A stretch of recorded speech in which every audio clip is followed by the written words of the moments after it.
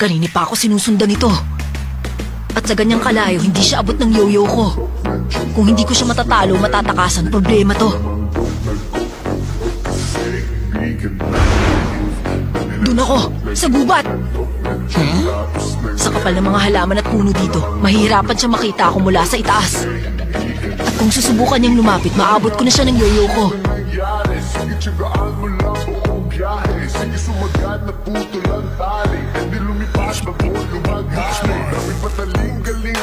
Wala pa rin. Sumuko na kaya siya, pero parang imposible. Dapat sinubukan niya man lang akong hanapin bago siya sumuko. Asar! Wala akong oras, maghintay lang dito. Kung susugod ka, sugod na! Hindi ka makakatago sa akin. Kahit saan ka pa magsuot, nakikita kita. Sugod na, mga sundalo ni Leon. Hanapin at hulihin ang target.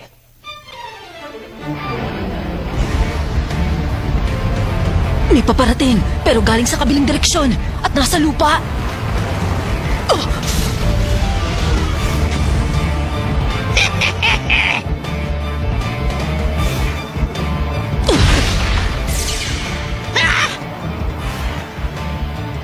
Natanggal niya mga braso at ulo ng kalaban niya sa isang iglap lang. Hindi kami mananalo kung one-on-one at malapitan ng laban. Nasa na siya? Captain, sa itaas!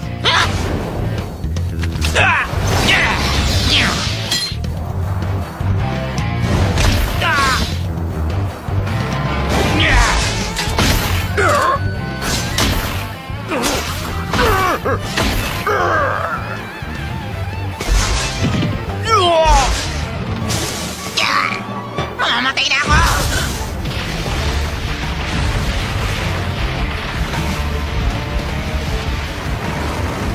May dalawa pang nakatakas. Sabay-sabay na kaming umaatake mula sa iba't ibang direksyon pero hindi man lang kami makatama. Atras muna! Kailangan mag-regroup! Hindi ka makakatakas sa akin! Ikaw siguro ang leader! Ikaw nang uunahin ko!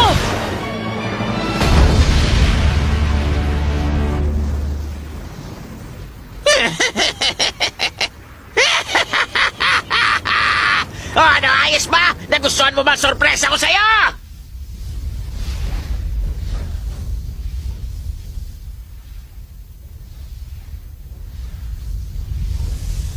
Ang walang yon. Pinasabugan ako gamit ng masamang hangin! Teka, paano nangyari yun? Sigurado akong naikubli ko ang aura ko at umatake ako mula sa blind spot niya. Pero sakto ang timing ng pag-atake niya. Malamang may nagturo sa kanya ng lokasyon ko mula sa malayo. Siya yun! Siguradong nakikita niya ako hanggang sa mga oras na to. May kapangyarihan siguro siyang matukoy ang lokasyon ko sa lahat ng oras. Kung ganun, wala akong balak na ipakita sa kanya ang mga alas ko. Hindi nila pwedeng malamang nakakagamit ako ng kuryente, pati yung yo-yo ko. Mas okay sana kung maiiwasan ko siya at makakatago uli ako. Kaya lang mukhang imposible na. Kailangan matalo ko sila sa mano-manong labanan. Barel! Hindi, may nakabaon na bagay sa sentido ko. Pulgas?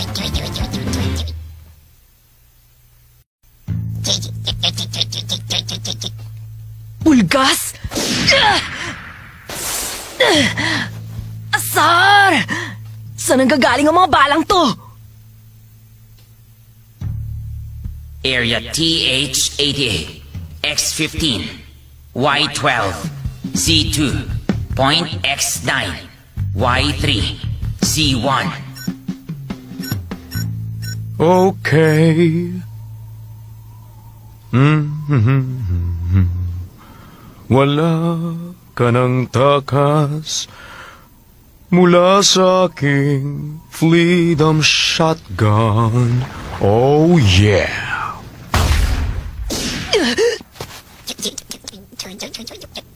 Asar talaga! Hindi tumitigil ang pagdurugo. Hindi ordinaryong mga pulgas ang mga to. Area P9, Y7, X8, C4, Point Y5, X3, C1. Okay.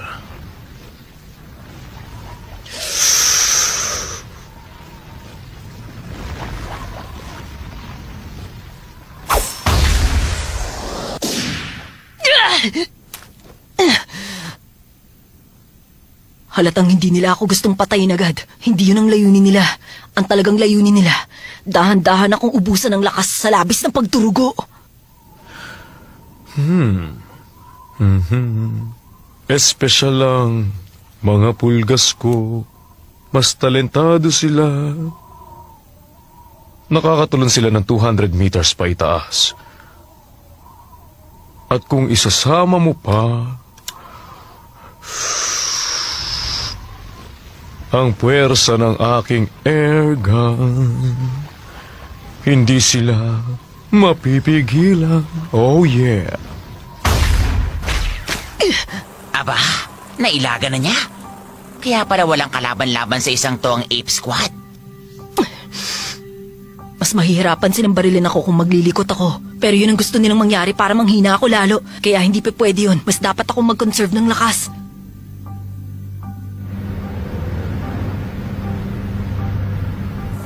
Oy, mukhang may binabalak siya. Baka gagamit na siya ng isang special ability. Subukan natin ang kakayahan niya. Okay.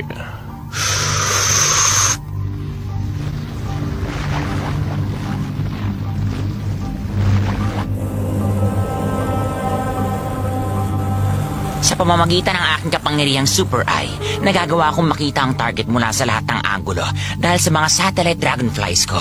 Kahit ano pa ang nagagawa mo, hindi mo matatakasan ang mga mata ko. Sige lang, ipakita mo sa akin.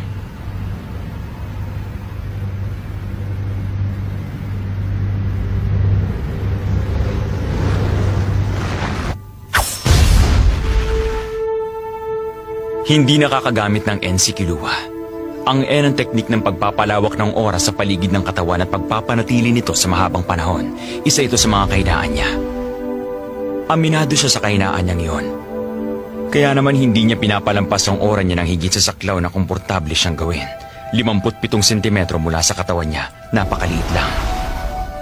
Ibig sabihin, kung gusto niya mailaga ng isang balang paparating, mararamdaman niya palang yon kapag 57 sentimetro na lang ang layo nito sa katawan niya at kailangan niyang bumawi sa kakulangan ng N gamit ang kanyang superhuman speed at reflexes para maiwasan ito ng point blank.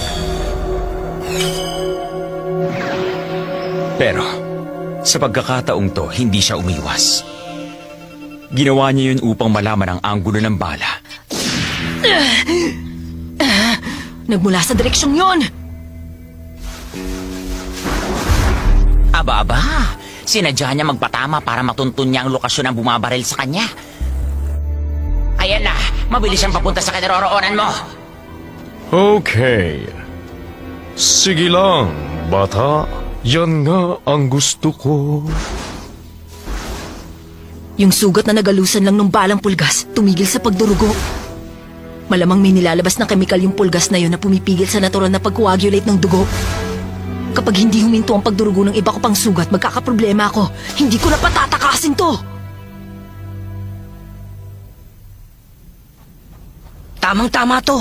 Makikita ko kung may paparating dahil walang pwedeng pagtaguan. O ano ha? Wala ka ng pagtataguan dito! Harapin mo ako!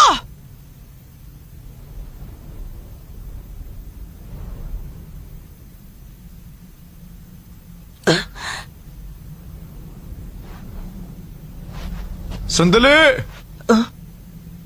Ang lawak ng desyertong ito, alam mo ba? Hindi ka tatagal ng isang araw. Mamamatay ka sa uhaw.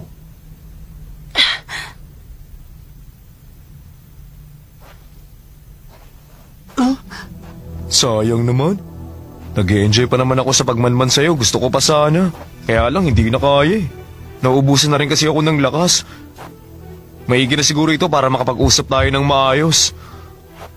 Una muna, magpapakilala ako. Ang pangalan ko nga pala, Jail. Oh, mali. Mele Oro na pala ako ngayon. Nung nabubuhay pa yung reyna namin, leader ako ng isang hukbo. Ikinagagal ako makilala ka. Ikaw, anong pangalan mo?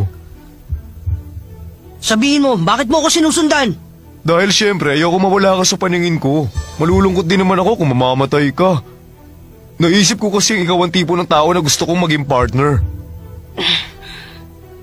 Yung hari namin ang pakay ninyo, hindi ba? Hindi! Huh? Muntik na ako madulas doon. Kailangan ko maging maingat. Hindi niya pwede malaman ang totoong pakay ko. Talaga? Akala ko gusto niyo matalo ang hari namin kaya kayo nandito. Kami? Tama yun. Kanina pa kita binabantayan. Mula nung kasama mo pa yung kalaro mong isang bata. Ganun pala. At ako sinusundan mo dahil iniisip mong mas madali ako matalo kaysa kay Killua? Ganun ba yan? Ha? Hindi. Mali ka nang inaakala. Ganun ba ang dating sa'yo? Siguro nga, hindi kita masisisi. Oo nga naman, syempre. Kalaban lang ang tingin mo sa akin. Siguro dapat bagong lahat magpaliwanag na muna ako. Easy ka lang ha, hindi ako nagsisinungaling.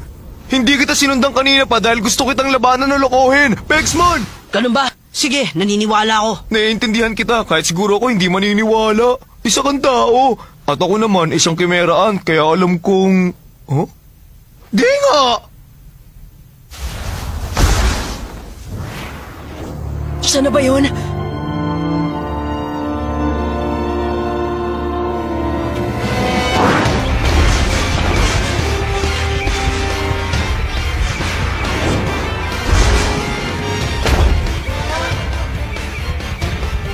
Isa itong patibong. Kahit alam mo yun, susunod ka pa rin ba? Pakailam ko, patay ka na. Hindi man lang siya nag-alinlangan tapusin ako. Walang takot na determinasyon. Magaling ka, ha?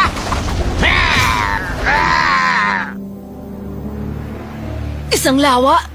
Nagmamadali ka ng mamatay. Nandito ang impyerno!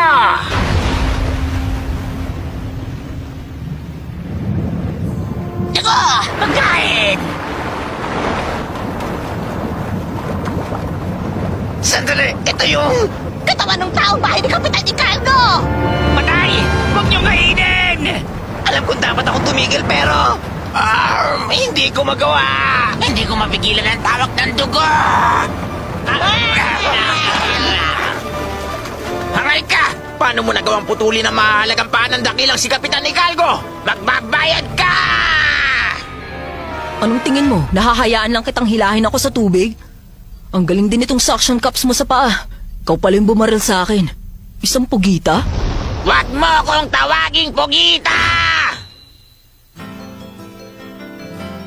Si Ikalgo pala ang tunay na kalaban ni Killua. Isang parasitikong kemeraan na nakakagamit ng mga katawaran tao. Isang pugita. Huwag niyo akong tawaging pugita!